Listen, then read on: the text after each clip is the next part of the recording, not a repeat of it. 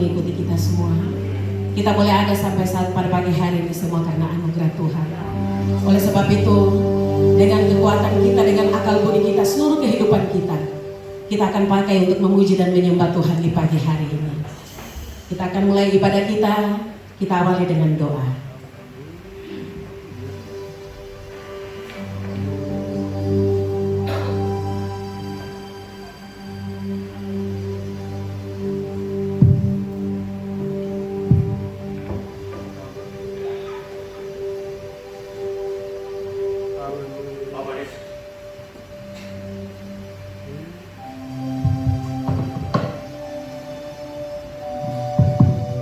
Bapa di surga, urapan hadirat-Mu tercurah di tempat ini. Amin.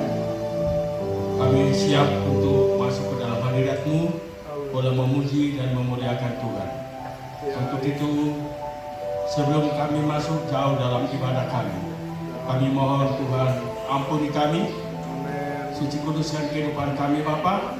Kalau ada yang kami lakukan selama seminggu lamanya yang tidak berkenan, yang tidak menyenangkan hati Tuhan, kami mohon ampun Tuhan. Agar lewat pengampunan-Mu Tuhan, kami semua umat-Mu yang hadir di pagi hari ini boleh berkenan di hadapan-Mu. Terima kasih Bapa di surga, urapi para hamba-hamba-Mu yang telah siap untuk melayani kami. Dan sampai kepada firman Allah. Maka semua yang punya kami yang pada pagi hari ini, yang telah datang dengan segala kerendahan hati kami mohon Tuhan, Engkau kuduskan kami semua, layakkan kami semua, supaya kami boleh layak di hadapan-Mu. Di dalam nama Tuhan Yesus Kristus kami berdoa, kami sambut ibadah ini dengan penuh pengucapan syukur kepada Allah Bapa di surga.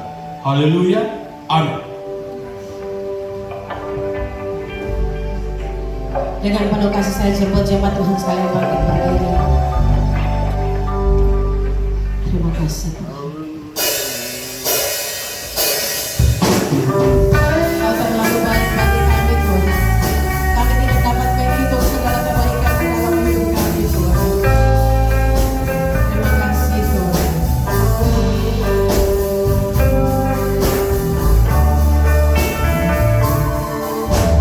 Bila ku hitung segala berkat-Mu Tuhan, tak terhitung.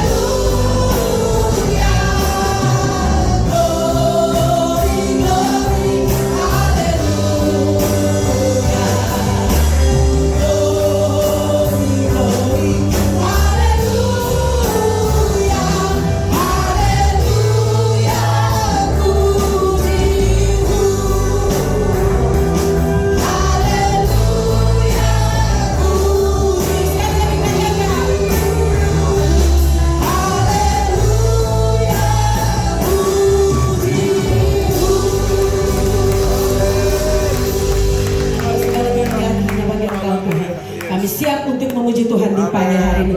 Yang siap memuji Tuhan sama-sama kita katakan amin.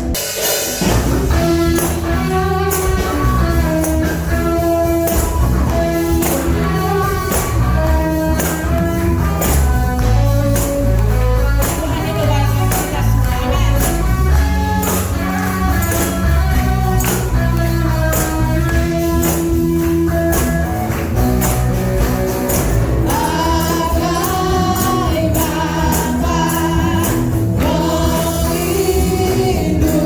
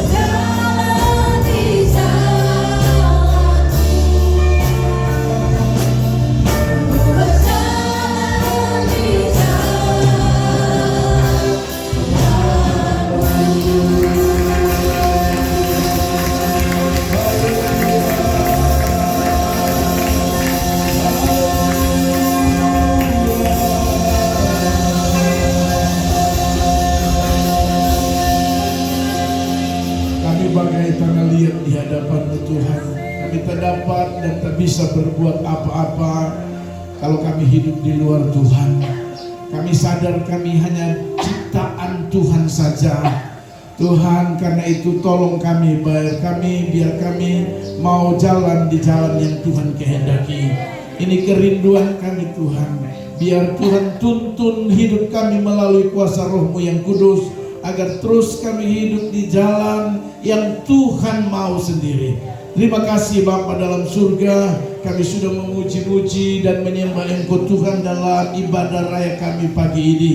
Terima setiap pujian penyembahan kami, terima setiap syukur kami, terima setiap persembahan hidup ini kepada Tuhan. Biarlah semua persembahan kami kepadamu saat ini mendatangkan sukacita bagi kami, tetapi menyenangkan hati Tuhan sendiri. Sehingga Bapa, dalam kepengiringan kami kepada Tuhan, kami terus melihat segala kebaikan Tuhan, segala kasih karunia Tuhan itu terjadi dalam hidup ini. Terima kasih Bapa, terima kasih. Kami berdoa dan kami minta biar tempat ini, hati dan pikiran kami dikuasai oleh Roh-Mu yang kudus. Roh Kudus berdaulat di setiap kami, agar kebenaran firman Allah yang akan kami dengar menolong kami, memberkati kami, menegur kami, bahkan membawa kami makin hari makin seturut dengan yang Tuhan mau sendiri. Terima kasih Bapa. Karena itu mari Tuhan berbicara bagi kami melalui hamba-Mu dan firman-Mu, karena kami sudah siap mendengarkannya. Dalam nama Yesus Tuhan firman Allah yang hidup, kami berdoa dan siap mendengarkannya. Haleluya. Semua kita berkata amin. Silakan duduk kembali Bapak Ibu yang Tuhan Yesus kasih. Haleluya. Puji Tuhan.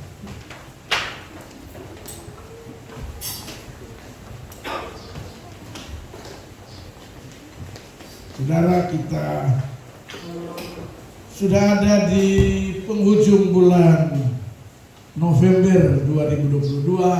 Sebentar lagi kita memasuki tahun Desember ya. Haleluya. Di mana Desember orang mulai pada sibuk ya. Termasuk pegadaian ramai di bulan Desember ya. Haleluya. Jadi yang biasa ramai di bulan-bulan Desember itu pegadaian. Tapi saya percaya GB Almas Jemaat Almasi tidak rame-rame ke sana. Amin. Bilang kiri kanan, kita tidak akan ke pegadaian. Haleluya ya. Haleluya. Kenapa? Karena kita punya Tuhan, saudara. Tuhan pasti akan cukupkan. Ya. Kalaupun Tuhan tidak cukupkan, jangan memaksakan diri. Haleluya. Jadi syukuri apa yang ada. Gitu. Kalau ada kue mentega ya cukup kue mentega saja yang disiapkan.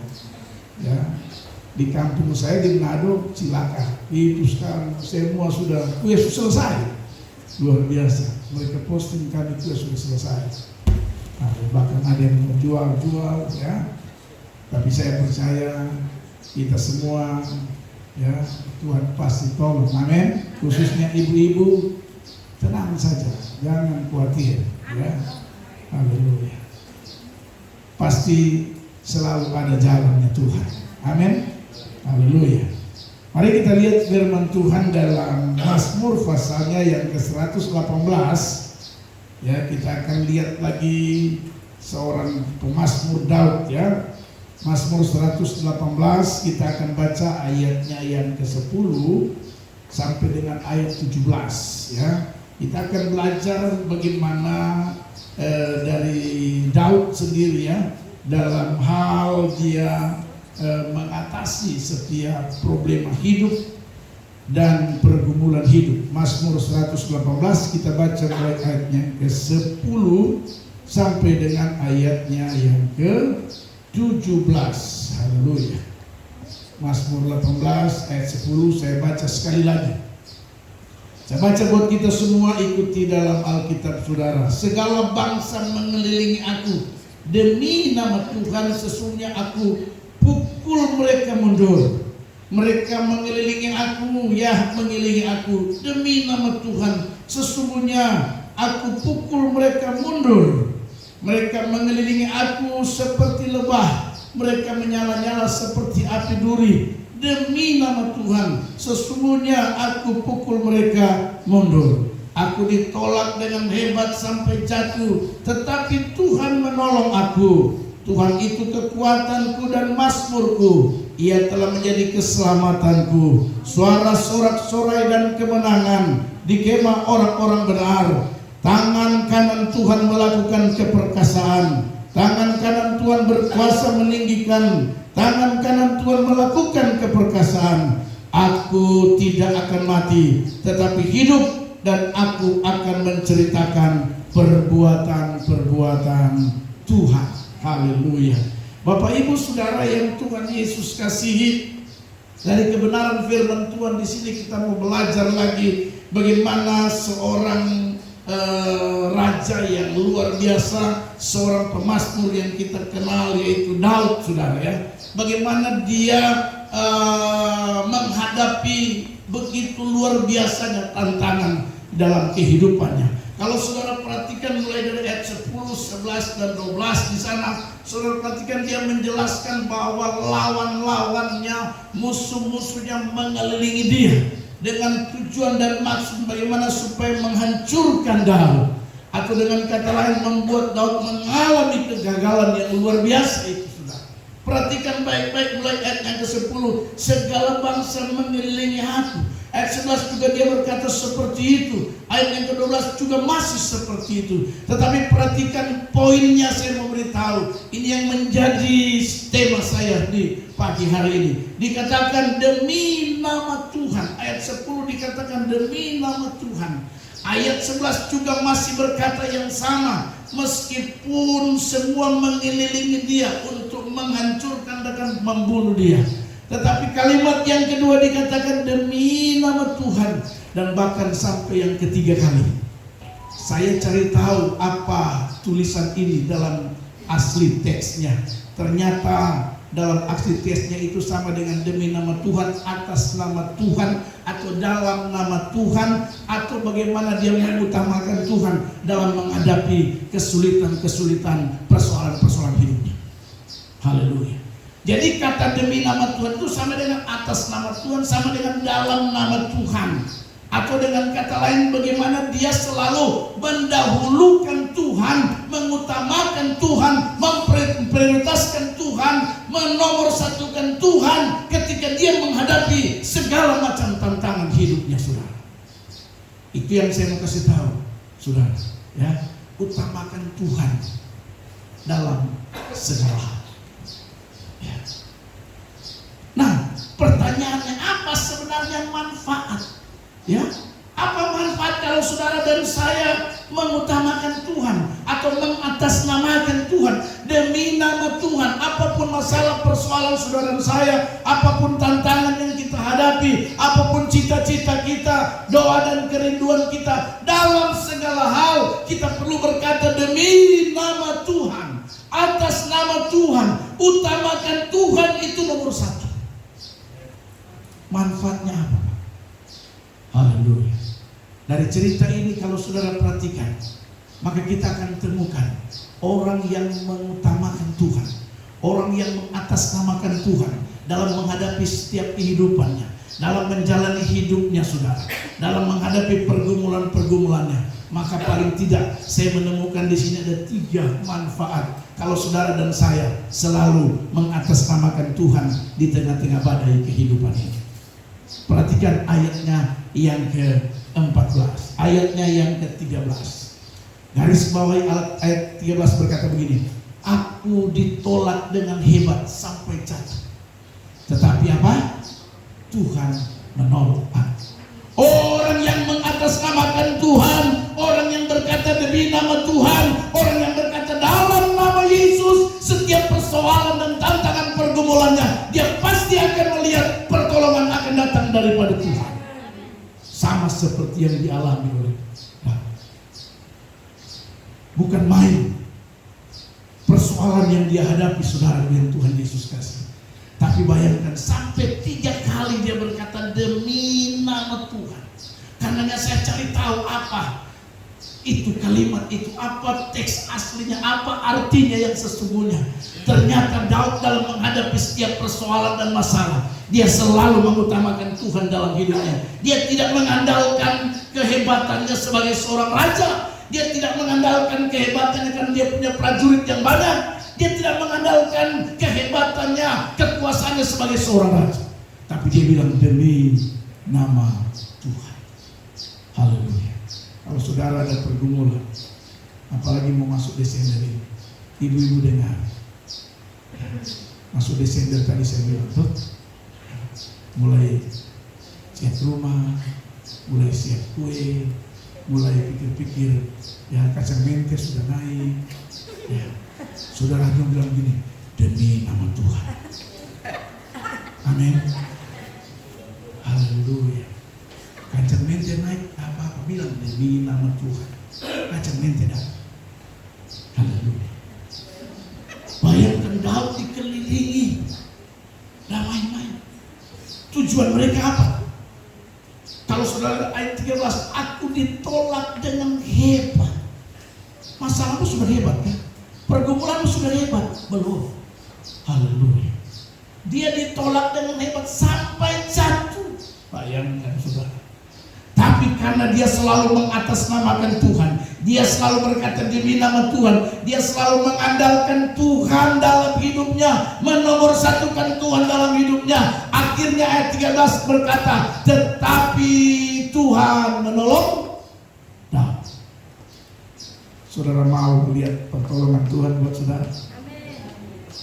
Apalagi ibu-ibu di bulan Desember, saya ulang-ulang mau melihat pertolongan Tuhan. Selalu bilang, kalau Pak itu apa kerja dalam nama Yesus. THR cepat.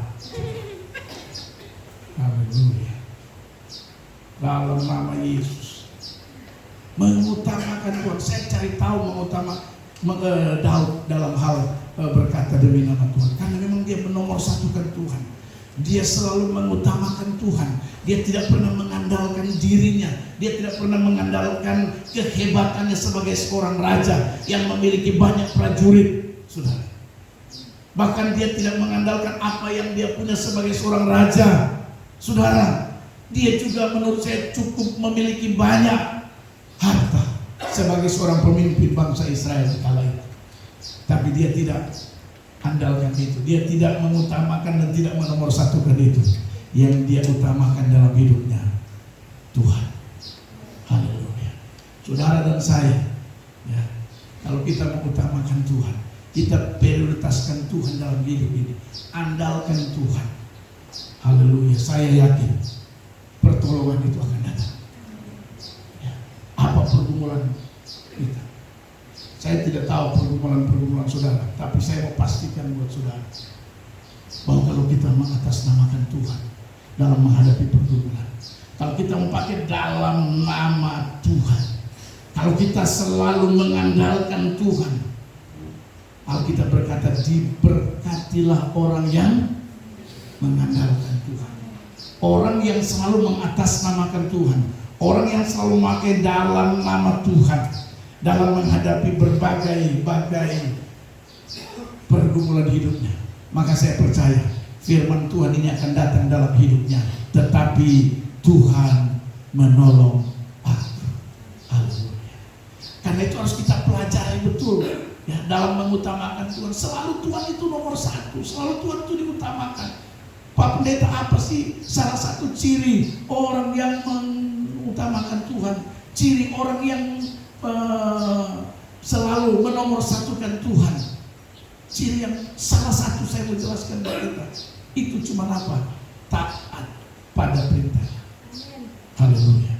Salah satu orang yang selalu mengutamakan Tuhan, salah satu ciri dia taat pada perintah Tuhan. Makanya kalau perintah Tuhan dalam firman Tuhan, kita taat saja. Haleluya. Firman Tuhan bilang begini, firman Tuhan, jangan kamu membenci. Katakan dalam hati, siap. Gitu. Firman Tuhan bilang apa lagi? Ya, kasihilah sesama manusia. Kita harus bilang, siap. Amin. Taat. Taat pada firman itu salah satu ciri orang yang selalu mengutamakan Tuhan, orang yang selalu mengatasnamakan Tuhan. Taat, saudara. Firman Tuhan ajar apa, itu yang kita lakukan. Itu ciri orang yang mengutamakan Tuhan. Dan orang yang seperti itu, yang pertama, Tuhan akan menolong dia. Haleluya. Orang yang tidak taat pada Tuhan itu adalah orang yang tidak mengutamakan Tuhan. Tapi Daud 3 kali dia bilang demi nama Tuhan. Kita tahu bagaimana cerita Daud. Daud memang pernah jatuh dalam dosa. Ya. Tapi saudaraku yang Tuhan Yesus kasih, bagaimana kehebatan, ketaatan Daud dalam melaksanakan setiap perintah Tuhan, itu luar biasa. Salah satu nabi yang patut kita contohi. Kenapa? Dia memiliki kitab terbanyak dari semua nabi yang ada. Haleluya. Berapa pasal kitab Mazmur? 150. Yang lain itu tidak sampai segitu. Amin. Yang lain, yang paling banyak dia. Itu berarti bahwa membuktikan Daud termasuk salah satu hamba Tuhan, salah satu nabi yang benar-benar taat pada Tuhan, pada Allah. Jadi kita harus jadi taat, saudara. Orang mengutamakan Tuhan itu taat. Jangan taatnya berubah-ubah. Kadang-kadang kita taat itu berubah-ubah. Saya pernah, penelitian saya waktu saya bikin tesis, menjadi pemimpin seperti Kristus, dengan latar belakang endogonus dan entagonus. Dalam penelitian saya, Provinsi Papua Barat, khusus pemimpin-pemimpin, saya mengambil 5 kabupaten sampel waktu itu dengan 10.000 kuesioner yang disebar. Saya temukan jawabannya dari rumus SPS. Ya, kalau saudara ikut S2 pasti tahu. Saya temukan bahwa jawabannya adalah menjadi pemimpin seperti Yesus itu. Jawabannya kadang-kadang. Jadi kadang-kadang artinya menjadi pemimpin seperti Yesus, khusus pemimpin-pemimpin, pendeta-pendeta. Dalam tesis saya itu menunjukkan bahwa kadang-kadang, maksudnya berubah-ubah. Kalau awal bulan dia seperti Yesus, pemimpinnya. Tapi kalau sudah mulai akhir bulan, dia sudah bukan seperti Yesus, sudah marah-marah dia. Ya, itu tesis, itu nggak bisa dibantahkan, dan saya berani pertanggungjawabkan penelitian saya. Padahal harusnya kalau menjadi pemimpin seperti Yesus, dari awal bulan sampai akhir bulan selalu harus sama. Tapi ditemukan dalam penelitian saya kadang-kadang. Begitu juga suami-suami juga pemimpin, ya, pemimpin dalam rumah tangga.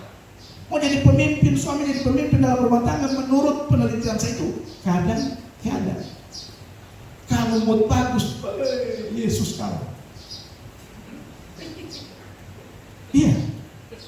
Kalau dia mood bagus,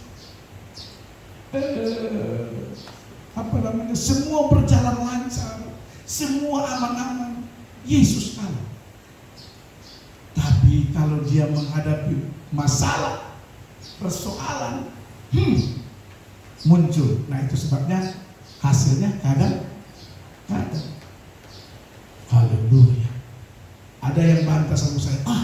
Saya bilang mari kita buktikan, karena saya punya penelitian seperti itu. Ya, ditemukanlah bahwa pemimpin seperti Yesus bagi pemimpin-pemimpin yang ada di dunia ini, jawabannya kadang-kadang. Haleluya. Padahal kalau pemimpin seperti Yesus harusnya tidak boleh berubah, tidak boleh kadang-kadang. Yesus itu tidak berubah. Amin. Kita tidak. Kadang-kadang karena berdasarkan hasil kuesioner yang disebar 10.000 eksemplar, baru pertanyaan-pertanyaan. Hasil jawaban itu ditemukanlah bahwa pemimpin, apakah itu pendeta, apakah itu wali kota, apakah itu gubernur, apakah itu pemimpin keluarga, termasuk suami-suami. Jawabannya kadang-kadang. Saya berharap suami-suami yang ada jangan jadi pemimpin kadang-kadang. Haleluya. Kalau lagi mantap-mantap, ya, melayani Tuhan luar biasa. Begitu ada tantangan, melayani Tuhan tinggal panggil-panggil. Kadang-kadang kita seperti itu, saudara. Ya. Nah, Bapak Ibu Saudara yang Tuhan Yesus kasih, sedangkan yang firman Tuhan mau bagaimana kita mau mengutamakan Tuhan, cirinya harus taat. Ketaatan kita pada Tuhan itu, karena itu salah satu ciri orang yang mengutamakan Tuhan, yang mengatasnamakan Tuhan dalam segala hal, maka harus taat apapun keadaan, apapun situasi kita. Kita harus tetap taat pada perintah-perintah Tuhan. Amin. Haleluya. Ada yang bilang perintah Tuhan itu berat. Alkitab memberi jawaban bahwa perintah Tuhan itu tidak berat. Kenapa perintah Tuhan itu tidak berat? Asalkan kita melakukan dengan dasar cinta. Kita melakukan perintah Tuhan dengan dasar mengasihi. Kalau kasih ada dalam hidup ini, maka segala sesuatu akan jadi ringan. Kitab Yakobus berkata begitu. Perintah-perintah Tuhan tidak berat kalau kita lakukan dengan dasar kasih, dasar ada cinta. Di mana-mana saudara, kalau ada cinta itu berat jadi ringan. Haleluya. Lama rasa dekat, jauh rasa dekat, lama rasa dekat, cepat. Lama rasa cepat, jauh rasa. Kalau dasar cinta, berat rasa ringan. Haleluya. Persoalannya kita ini tidak ada cinta. Haleluya. Tidak ada cinta. Coba saudara ingat perempuan ibu-ibu yang sudah ibu-ibu, karena kau cinta dia, kau laki kau cinta dulu, kau tidak akan dengar nasihat dari siapa-siapa.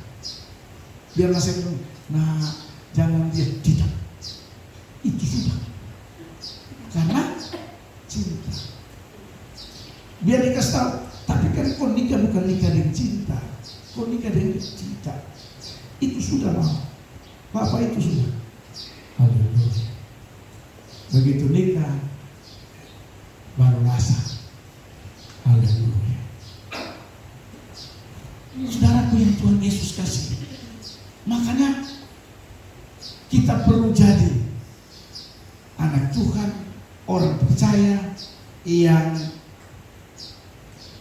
taat pada perintah Tuhan. Karena itu salah satu ciri orang yang mengutamakan Tuhan, orang yang selalu mengatasnamakan Tuhan dalam segala hal. Dan orang yang mengutamakan Tuhan, orang yang selalu mengatasnamakan Tuhan dalam segala hal, manfaat yang pertama, Alkitab berkata, Tuhan menolong. Nah, kalau saudara dan saya mau merasakan pertolongan Tuhan dalam hidup ini, mari utamakan Tuhan selalu dalam hidup. Kalau kau susah, demi nama Tuhan, saya percaya kesusahan ini akan berlalu. Begitu. Kalau kau dalam masalah, persoalan, pakai selalu utamakan Tuhan. Saya percaya demi nama Tuhan, atas nama Tuhan, masalahku, persoalanku pasti akan ada jalan keluar. Haleluya. Harus seperti itu Bapak Ibu Saudara yang Tuhan Yesus kasih. Karena Daud pun mengalami hal yang sama. Mulai dari ayat 10, ayat 11 sampai dengan ayat 12, dia menceritakan bagaimana pergumulan yang luar biasa. Bahkan sampai dia jatuh karena mengalami sesuatu yang luar biasa. Aku ditolak dengan hebat sampai jatuh.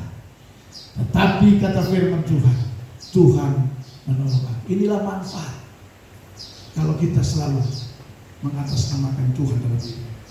Inilah manfaat kalau selalu kita mengutamakan Tuhan dalam hidup. Dan memang Alkitab berkata, diberkatilah orang yang mengandalkan Tuhan. Orang yang mengandalkan Tuhan pasti ada berkat. Haleluya. Ya. Orang yang mengandalkan Tuhan pasti selalu disediakan berkat. Ingat, berkat itu bukan berupa suatu kekayaan.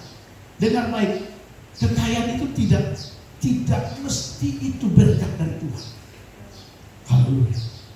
Kadang kekayaan itu justru datang untuk merusak dan menjatuhkan kita.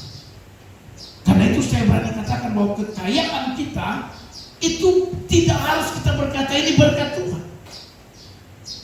Ada orang justru begitu dia jadi kaya, rumah tangganya hancur. Berarti kekayaan itu bukan berkat. Amin. Haleluya. Ada orang waktu susah, rumah tangga itu bahagia, sakinah, mawaddah, warahmah. Memulai usaha, sakinah, mawaddah, warahmah. Tapi begitu sudah berhasil, begitu sudah banyak uang, begitu semua rasa-rasanya sudah hebat, justru rumah tangga hancur.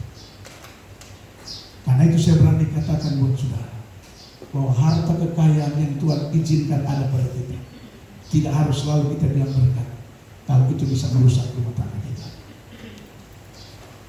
Harusnya makin kita diberkati, makin Tuhan kasih kepercayaan harta buat kita, harusnya dengan baik Bapak Ibu, harus kita ambil ini sebagai berkat untuk mendatangkan kebahagiaan dalam rumah tangga. Haleluya. Itu yang benar. Haleluya. Sama seperti yang dialami oleh Daud. Makanya Daud tidak pernah mengutamakan hartanya dia dalam hidupnya. Dia tidak pernah mengutamakan apa yang ada pada dia dalam menghadapi kesulitan hidup, tantangan hidup. Tidak, saudara. Selalu dia mengutamakan Tuhan. Karenanya Alkitab berkata, Tuhan menolong aku. Orang yang selalu mengutamakan Tuhan, dia akan melihat pertolongan Tuhan dalam hidup saudara dan saya. Amin, saudara. Haleluya. Mau mengalami pertolongan Tuhan? Selalu utamakan Tuhan dalam hidup. Haleluya. Apa-apa itu utamakan Tuhan. Haleluya. Yang kedua, manfaat yang kedua. Perhatikan ayatnya yang ke-14. Apa dikatakan firman Tuhan ayat 14, manfaat kedua. Ayat 15 maksud saya. Ayat yang ke-15 ini manfaat kedua orang yang selalu utamakan Tuhan dalam hidupnya. Suara sorak-sorai dan kemenangan di kemah orang-orang benar. Tangan kanan Tuhan melakukan keperkasaan. Dengar baik Bapak Ibu Saudara, yang kedua, manfaat kalau kita selalu mengutamakan Tuhan dalam hidup ini. Tangan Tuhan yang perkasa itulah yang akan membawa saudara dan saya untuk mengalami dan merasakan kemenangan yang luar biasa. Haleluya. Suara sorak-sorai dan kemenangan di kemah orang-orang benar dilakukan oleh tangan Tuhan yang perkasa. Haleluya. Orang yang selalu mengutamakan Tuhan dalam hidup ini, dia akan selalu melihat kemenangan lepas kemenangan, Bapak Ibu Saudara. Orang yang selalu mengutamakan Tuhan. Alkitab berkata dalam poin ayat ini, suara sorak-sorai dan kemenangan di kemah orang-orang benar. Tangan Tuhan melakukan keperkasaan. Jadi Bapak Ibu, kemenangan yang kita akan dapatkan kalau kita mengutamakan Tuhan itu murni dikerjakan oleh tangan Tuhan yang dahsyat dan luar biasa. Haleluya. Karenanya kita harus menjadi orang yang terus mengutamakan Tuhan, sama seperti Daud. Sampai 3 kali dia berkata demi nama Tuhan. Maksudnya Daud betul-betul mengutamakan Tuhan dalam menghadapi dan menjalani hidup sehari-hari. Begitu juga saudara dan saya sebagai umat Tuhan, mari kita mengutamakan Tuhan dalam hidup ini. Tadi saya katakan salah satu ciri kita mengutamakan Tuhan, taat pada perintah-perintah. Mari setiap hari kita taat pada perintah Tuhan, karena itu cermin kita mengutamakan Tuhan. Kalau Tuhan bilang tidak boleh ini aja, saya ulang lagi enggak. Kalau Tuhan bilang harus begini, katakan siap. Haleluya. Itu yang saya lakukan, saudara. Saya selalu berkata siap. Tuhan bilang begini, siap. Kadang-kadang kita tidak, ketaatan kita itu masih berubah-ubah. Ya, ketaatan kita masih berubah-ubah. Bapak Ibu Saudara, karena itu seringkali kita tidak pernah melihat kemenangan yang dikerjakan oleh Tuhan yang perkasa itu. Dan kalau kita mau mengalami kemenangan yang dikerjakan oleh tangan Tuhan yang perkasa itu, mari kita mau jadi orang yang selalu mengutamakan Tuhan dalam hidup ini. Haleluya. Utamakan Tuhan. Jangan kita mengutamakan yang lain, saudara. Seringkali kita ini mengutamakan yang lain. Kadang-kadang kita mengutamakan kepentingan-kepentingan kita, ya, daripada kepentingan-kepentingan Tuhan. Mari belajar jadi orang mengutamakan kepentingan-kepentingan Tuhan. Apa kepentingan Tuhan? Saya pikir saya tidak perlu menjelaskan kepada kita bagaimana supaya Tuhan dimuliakan melalui hidup saudara dan saya. Itu kepentingan Tuhan. Itu yang harus diutamakan. Bagaimana Tuhan ditinggikan melalui hidup saudara dan saya. Haleluya. Kalau Tuhan izinkan saudara dan saya diberkati oleh Tuhan, mari jadikan berkat itu untuk kemuliaan Tuhan. Itu artinya Anda sedang mengutamakan kepentingan Tuhan. Haleluya. Saya kemarin kita acara Papua Mission Summit Melanesia Call 2 kemarin kita acara ketua umum aja. Kami berkali memiliki hati misi. Hati misi itu memang orang yang memiliki hati misi itu selalu berkorban, ya, memiliki pengorbanan. Mau jadi misi itu harus berkorban. Kalau tidak berkorban tidak akan pernah tercapai misi, ya. Dan diajarkan, kami ditegur betul-betul, saudara. Saya merasa Tuhan luar biasa, ya. Salah satu yang ditegur itu kita diminta untuk bangun gereja-gereja di pedalaman-pedalaman. Disuruh kita harus bagaimana terbeban membangun gereja-gereja di pedalaman-pedalaman. Bahkan yang lebih luar biasanya lagi dibilang harus gereja-gereja itu yang diutamakan di pedalaman-pedalaman. Saya bilang Tuhan, kami semua hamba-hamba Tuhan, akhirnya kami harus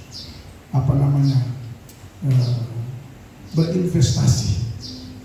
Itu investasi kekal, ya, investasi abadi buat pengembangan gereja-gereja di pedalaman-pedalaman, daerah-daerah pelosok, saudara.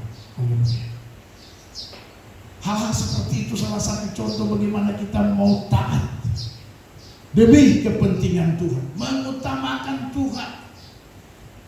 Sama juga kita mengutamakan kepentingan-kepentingan Tuhan. Maka Alkitab berkata, manfaat yang kedua, kita akan melihat kemenangan akan menjadi milik saudara dan saya yang dikerjakan oleh tangan Tuhan yang perkasa itu. Saya berdoa supaya jemaat Tuhan semua mengalami kemenangan ini. Amin. Haleluya. Saya berdoa dan saya minta Tuhan biarlah jemaat Tuhan itu mengalami kemenangan yang dikerjakan oleh tangan Tuhan yang perkasa itu. Asalkan dengar baik Bapak Ibu Saudara, kita harus mengutamakan Tuhan. Andalkan Tuhan dalam hidupmu. Andalkan Tuhan dalam hidup ini. Selalu apa-apa yang kita kerjakan selalu pakai nama Tuhan. Kadang-kadang kita sudah mau melakukan sesuatu itu berdasarkan pengalaman, berdasarkan kepintaran, ya, berdasarkan kehebatan. Seringkali kita melakukan sesuatu itu kita pakai pengalaman, kehebatan, ya. Haleluya.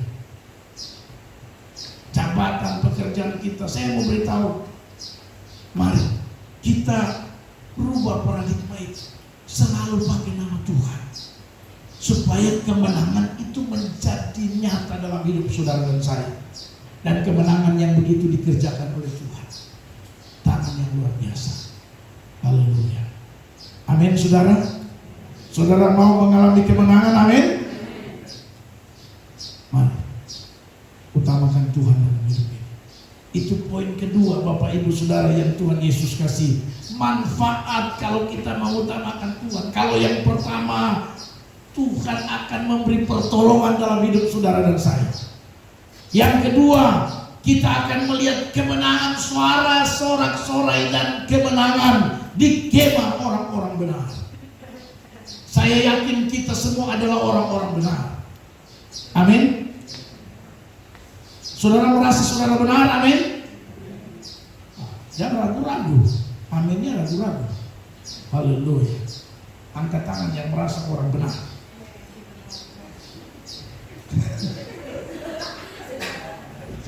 Haleluya.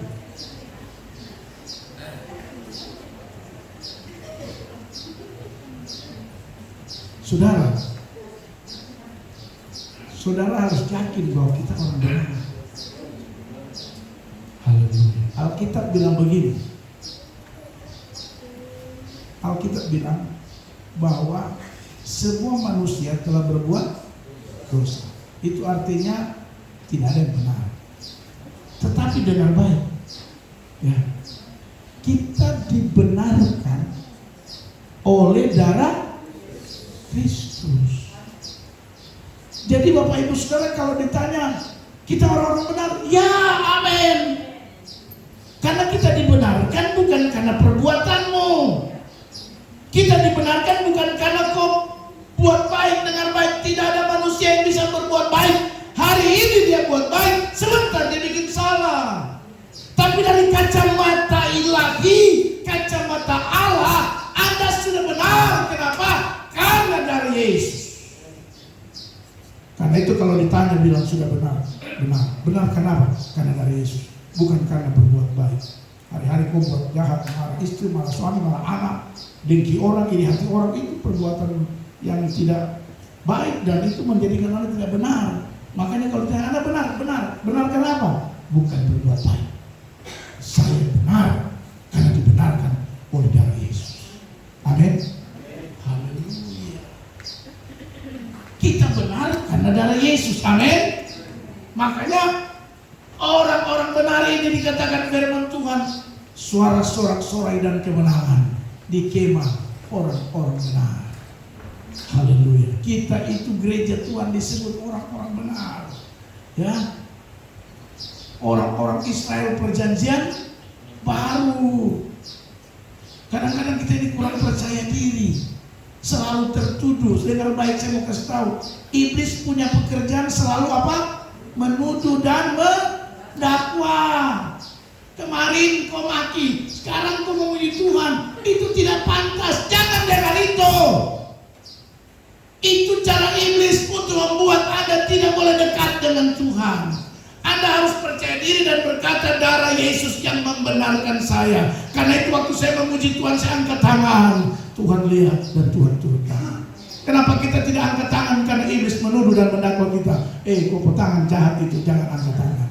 Bodoh. Jangan jadi orang Kristen bodoh itu. Karena itu harus mengerti firman. Haleluya. Kadang kita dibodohi oleh iblis. Haleluya. Kalau secara kemanusiaan kita dengan baik, sulit kita jadi orang baik. Tapi kita jadi baik, kita dibenarkan karena pengorbanan Yesus.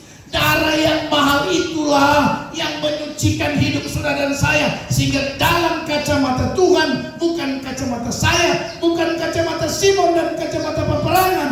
Kalau kacamata peperangan dia bilang kau terbaik. Tapi saya lebih yakin Tuhan yang melihat saya daripada saudara melihat saya. Haleluya, amin. Saudara mau bilang saya 1000 kali tidak baik, tapi Tuhan yang saya tahu, dia bilang saya orang benar. Haleluya. Saya lebih dengar Tuhan, kenapa Tuhan yang memberkati saya, Tuhan yang kasih makan saya, Tuhan yang kasih hidup saya, bukan Anda. Haleluya. Harus seperti itu.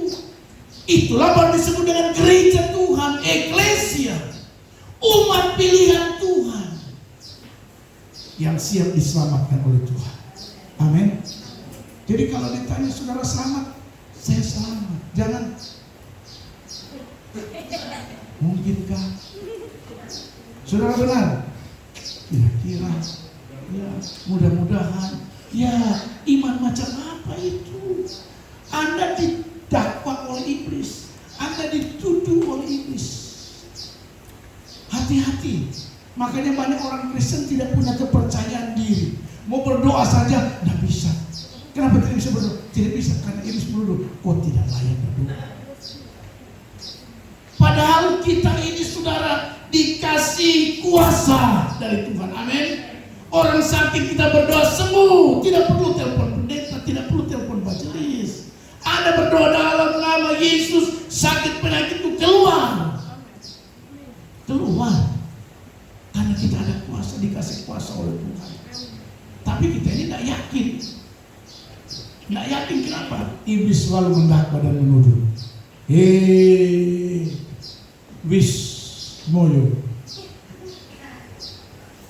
Kau tidak layak untuk berdoa sama temanmu yang sakit ini. Karena kemarin kau sempat jalan-jalan dengan kereta api. Contoh. Iblis itu dakwa kita, tuduh kita.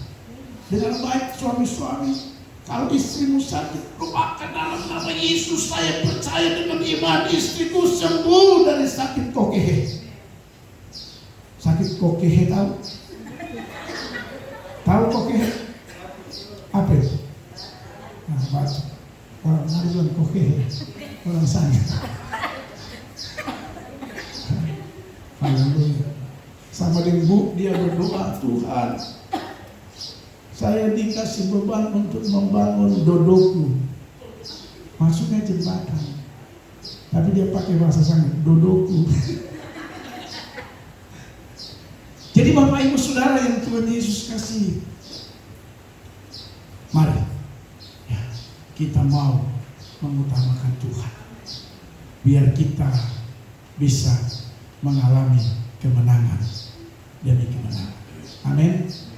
Jangan kita kalah dengan masalah.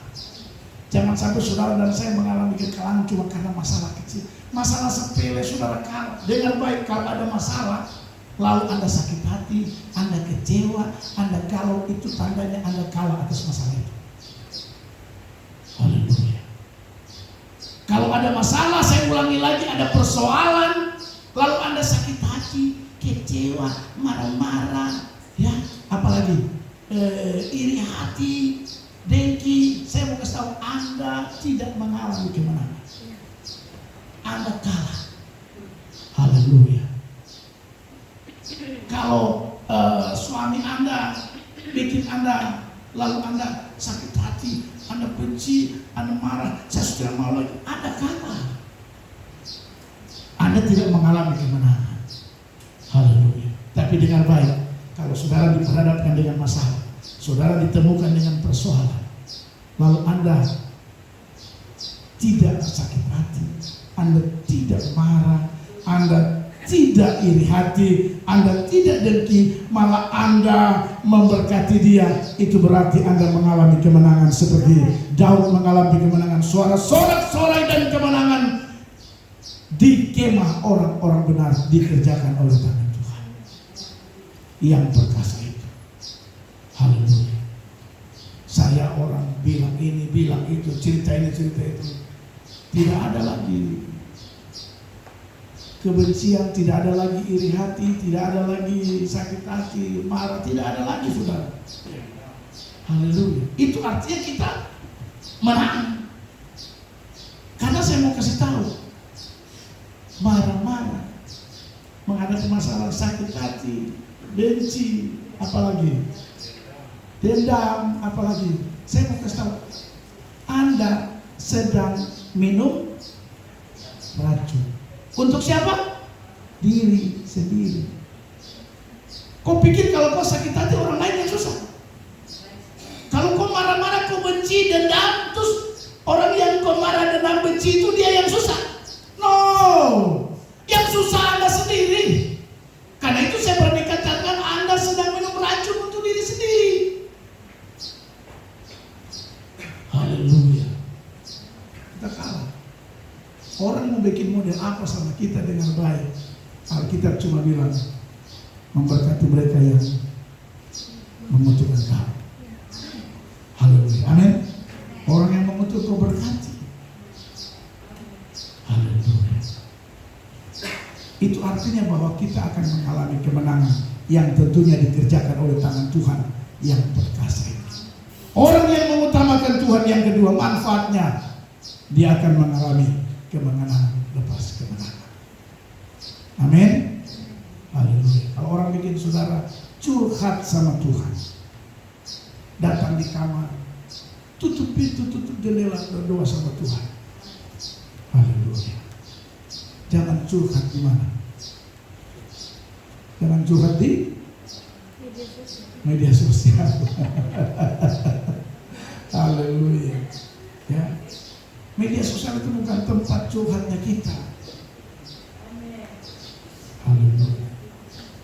Dasar tidak tahu diuntung, kemarin ditolong, sekarang di. Haleluya. Tak perlu. Kalau mau curhat sama Tuhan. Haleluya. Amin. Bilang kiri kanan, curhat sama Tuhan. Jangan di media sosial. Haleluya. Ya. Jadi kerohanian kita, ingat, kedewasaan rohani kita itu diukur pada saat kita curhat kepada siapa. Ya. Kalau kita curhat sama Tuhan, masuk di kamar, itu orang yang dewasa, rohaninya sudah dewasa, kelasnya sudah tingkat tinggi. Tapi kalau kau masih ke tetangga, ke mama, ke bapak, ke siapa-siapa lagi ya. Tapi kalau kau ke Tuhan, habis Tuhan kau datang sama gembala atau pendeta, itu rohani Sumanta. Karena tempat curhat Tuhan, yang kedua kepada gembala sebagai orang tua rohani. Haleluya. Atau mungkin Anda ada kenalan pendeta, datang sama pendeta. Haleluya. Kalau sakit datang sama dokter, kan begitu. Masa kok sakit malaria bicara Ibu Incen, Ibu Incen, saya sakit malaria. Ibu Incen bilang apa? Paling dia bilang kopi beli Naspro. Kalau orang sakit datang ke dokter. Kalau saudara punya masalah persoalan, datang sama Tuhan. Ya. Kalau bukan sama Tuhan, yang berikutnya ya ke hamba Tuhan. Haleluya. Itu yang benar. Jangan curhat di sosial media. Dan yang ketiga, manfaat yang ketiga Bapak Ibu Saudara, kalau kita mengutamakan Tuhan seperti Daud, ayatnya yang ke-16, perhatikan, tangan kanan Tuhan berkuasa meninggikan, tangan kanan Tuhan melakukan keperkasaan. Garis bawahi kalimat berkata, tangan kanan Tuhan berkuasa apa? Dengar baik Bapak Ibu Saudara, kalau Anda mengutamakan Tuhan, nanti ada saatnya Anda ditinggikan oleh Tuhan. Dan orang yang Tuhan tinggikan, tak ada satupun yang bisa merendahkan. Daud itu Karena dia mengutamakan Tuhan, Allah meninggikan dia. Bayangkan saudara, sampai rivalitasnya kalah. Sampai ada pujian bilang begini, Saul mengalahkan beribu-ribu, tapi Daud berlaksa-laksa. Kalau Tuhan yang meninggikan saudara, meskipun di samping kiri kanan kita ada rivalitas atau kompetitor, apa yang bagusnya, yang biar lebih pas. Rivalitas, kompetitor maksudnya apa ya? Saingan, ya, yang lebih pasnya saingan. Biar kita bisa paham semua. Meskipun di kiri kanan kita ada saingan, tapi kalau tangan Tuhan, kalau saudara mengutamakan Tuhan, tangan Tuhan akan mengangkat engkau, akan meninggikan. Tangan Tuhan berkuasa meninggi. Dan kalau Tuhan yang tinggikan, tidak ada yang bisa merendahkan. Amin. Haleluya. Karena itu saya memberitahu, saya ulangi lagi, utamakan Tuhan dalam hidup ini. Kau akan dibawa Tuhan naik dan bukan turun. Tuhan yang akan angkat saudara. Dan kalau Tuhan yang angkat, tidak ada yang satupun di dunia yang bisa merendahkan kita atau menurunkan kita. Dia berusaha cungkel, dia berusaha bagaimana supaya Anda jatuh. No, Anda tidak akan mungkin jatuh, karena Tuhan yang membawa Anda ke tempat yang tinggi. Amin. Haleluya. Karena itu dengar baik sama kita. Jangan pernah takut dengan rivalitas atau saingan atau kompetitor kita. Kiri kanan muka belakang di tempat kerja saudara dan saya. Saya mau beritahu, ada orang usaha ini menyaingi usahamu. Jangan pernah takut dengan itu. Selama engkau mengutamakan Tuhan, maka Tuhan akan membawa engkau naik tinggi. Usahamu akan makin tinggi, karirmu akan makin tinggi, jabatanmu akan tetap terus dipertahankan di dalam posisi yang tinggi. Meskipun kiri kanan berusaha untuk menjatuhkan kita, kalau kita mengutamakan Tuhan dalam hidup, Tuhanlah yang akan membawa kita ke tempat yang tinggi. Amin saudara. Saudara mau Tuhan bawa saudara ke tempat yang tinggi? Amin. Beri tepuk tangan yang meriah bagi kita Yesus. Asalkan kita mau mengutamakan Tuhan dalam hidup ini, maka ada 3 manfaat. Yang pertama, pertolongan akan datang dalam hidup ini. Yang kedua, kemenangan akan menjadi milik saudara dan saya kalau kita utamakan Tuhan. Dan yang ketiga, kita akan dibawa Tuhan ke tempat yang tinggi. Ada saatnya dan waktunya kita akan dibawa Tuhan untuk pada posisi-posisi itu. Dan ketika kita ada pada posisi tinggi itu, karena Tuhan yang mengangkat kita, Tuhan yang meninggikan kita, tidak ada yang bisa merendahkan. Alkitab berkata dengan jelas, Bapak Ibu Saudara, kalau Tuhan yang meninggikan kita, tidak ada yang bisa merendahkan kita. Amin buat firman Tuhan. Tuhan Yesus memberkati.